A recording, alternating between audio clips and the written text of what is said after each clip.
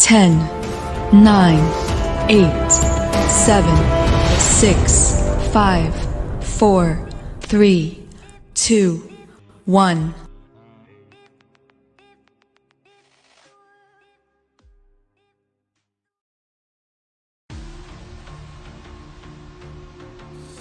Assalamualaikum warahmatullahi wabarakatuh. Nama saya Hakim Minarti, NIM 2007011, kelas B1 2020 PG PAUD non-reguler. Insya Allah pada hari ini akan membahas tentang lari sebagai tugas dari ujian tengah semester mata kuliah pendidikan olahraga dosen pengampu Bapak Asep Samsudin M. Lari merupakan salah satu cabang olahraga atletik dan ikut dikompetisikan dalam kejuaraan nasional maupun internasional. Lari memiliki sejarah panjang sebelum menjadi olahraga dan diperlombakan hingga berkembang sampai sekarang. Dilansir dari Kementerian Pendidikan dan Kebudayaan Republik Indonesia, sejarah panjang olahraga lari bermula sejak tahun 776 sebelum Masehi di kota Olimpia, Yunani kuno. Lomba lari di stadion pada tahun 724 sebelum Masehi menandai lahirnya olahraga lari di ajang kompetisi. Awalnya, lari hanya ditunjukkan untuk menemukan makanan serta untuk menghindari bahaya serangan dari hewan buas atau lainnya. Perlombaan lari resmi sudah dilakukan sejak ribuan tahun yang lalu dan terdahulu. Kegiatan ini seringkali diadakan sebagai bagian dari ritual keagamaan, termasuk saat pertama kali diikutkan sebagai cabang olahraga di Olimpiade zaman Yunani kuno. Tahun 776 sebelum Masehi. Perkembangan olahraga lari modern dimulai pada tahun 1800-an di Inggris. Pada tahun 1860, negara tersebut mengadakan perlombaan lari amatir untuk pertama kalinya. Pada tahun 1896, Olimpiade modern pertama kali digelar dan diperlombakan dengan nomor perlombaan yang sama. Dan lari secara resmi menjadi olahraga yang dipertandingkan secara internasional.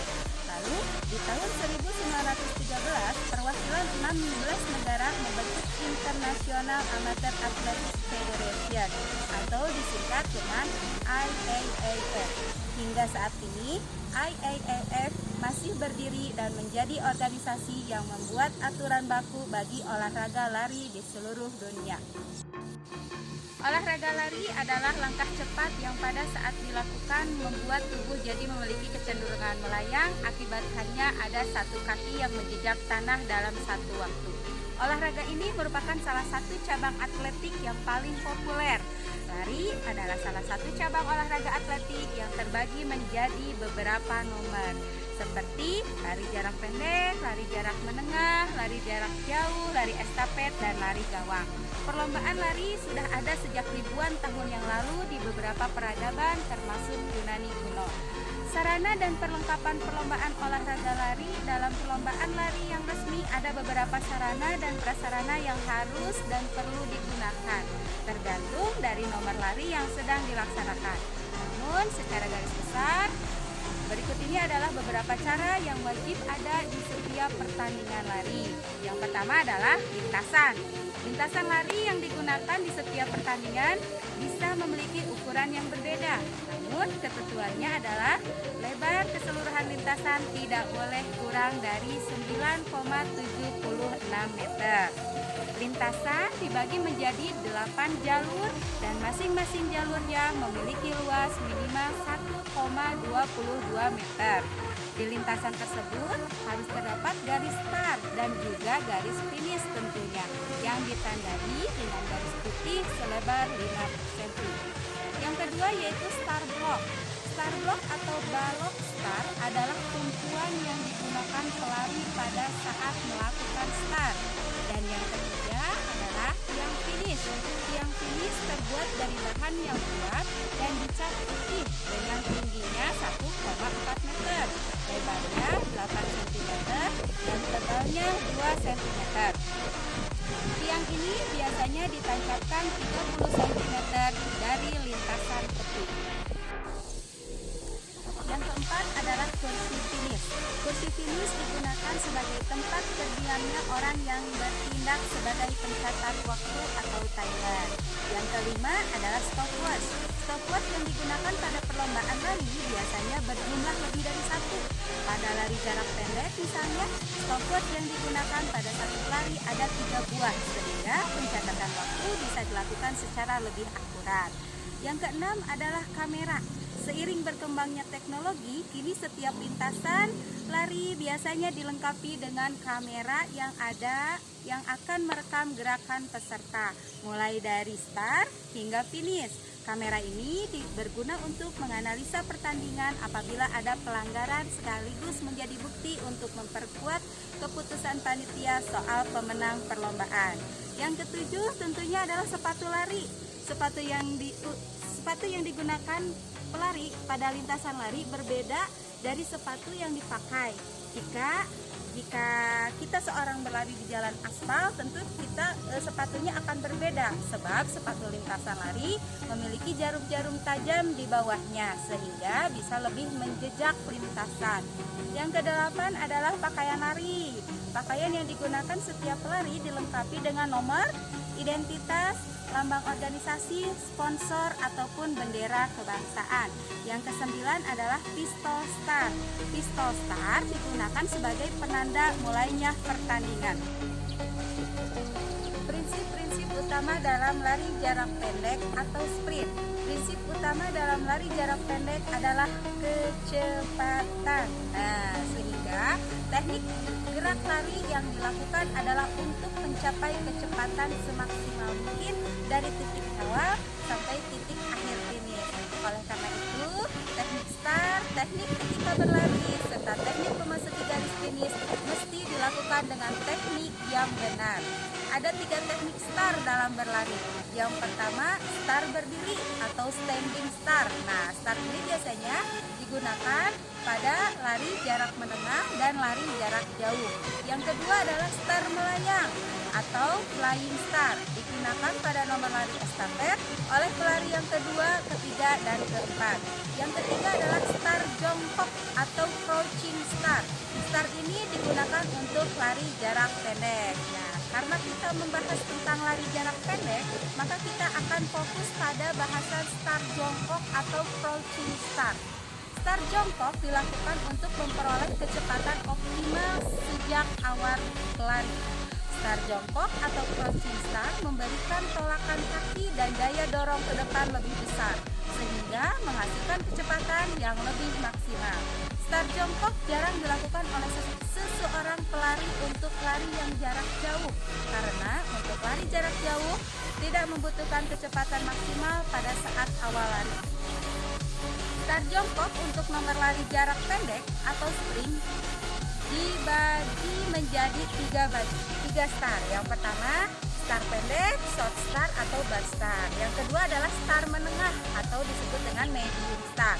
Yang ketiga adalah start panjang atau long start. Oke, sekarang kita mau simulasi tentang start pendek, start medium, dan start panjang. Nah, yang pertama adalah start pendek. Start pendek dilakukan dengan cara kaki kiri di depan dan tumit kaki kanan diletakkan di sebelah kaki kiri sejajar dengan ujung kaki.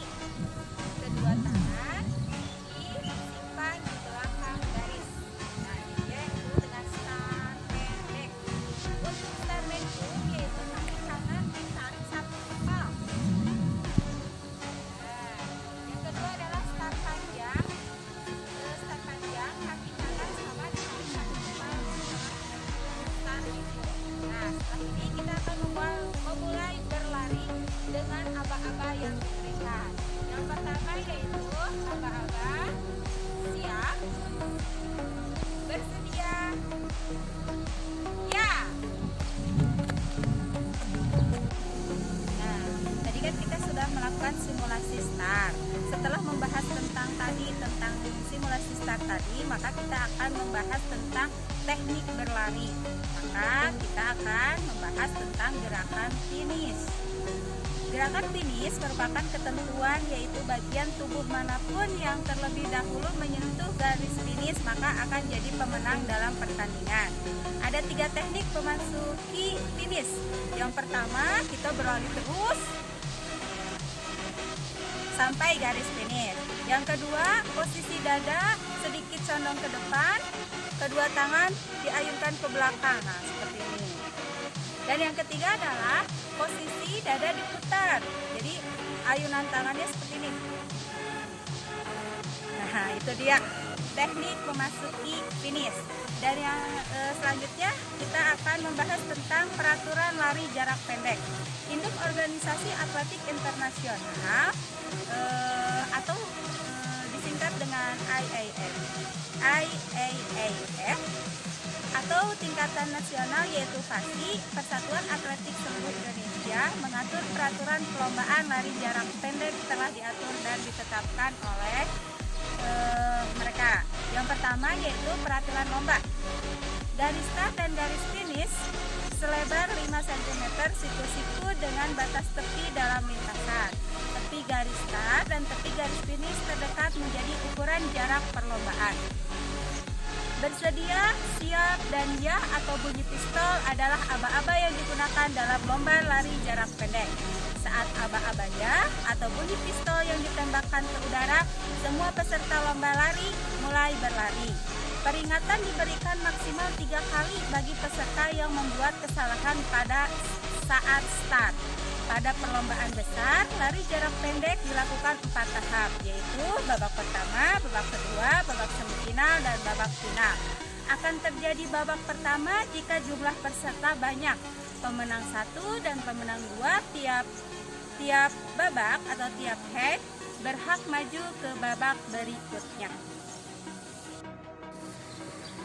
Nah, tadi kita sudah membahas tentang peraturan dalam perlombaan lari jarak pendek. Sekarang kita akan hal-hal apa saja yang dianggap tidak sah atau nantinya akan berbuah diskualifikasi oleh penyelenggara.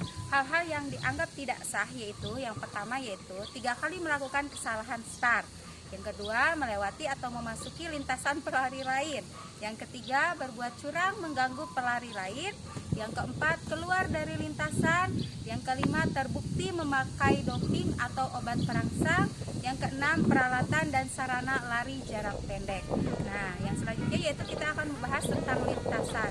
Setiap lintasan atau ban lari jarak pendek dibentuk di sebuah lapangan. Antara jarak lintasan berukuran lebar 1,22 meter dengan jumlah 8 buah. Sedangkan peralatan, kita ulang kembali bahwa peralatan lari jarak pendek, sepatu spikes, star block, tiang finish, stopwatch, dan bendera star atau pistol merupakan alat biasa digunakan dalam perlombaan lari jarak pendek. Pembagian lari jarak pendek yaitu 100 meter, 200 meter, sampai 400 meter.